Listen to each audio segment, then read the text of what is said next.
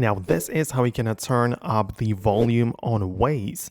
On your iPhone, let's get started. So at first, naturally, go ahead and locate the Waze application like this, right? So it asks you for whatever, but I'm gonna start some driving directions. So the navigation has begun, right? So I can click on go now. And as you can see, I have some information right there. And in order to perform some changes to the settings, like to the volume, I need to grab the handle from the bottom like that. And you can see I already have some information right here about the sound settings, right? So obviously you can see I have the sound on, alerts on, or sound off, but there is no volume, right?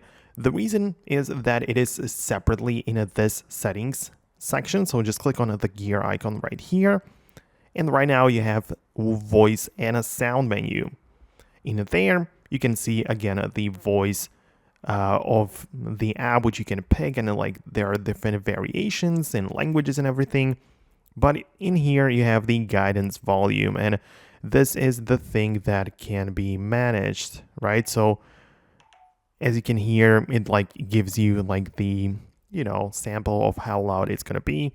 So this is very useful. And what's also really important is to pick the right default. So as you can see, the sound output might go through the phone speaker all the time, or it might go through the Bluetooth phone call, right? So whenever you are connected to, for example, your car's Bluetooth system, you might prefer the sound to go through that or through your phone only.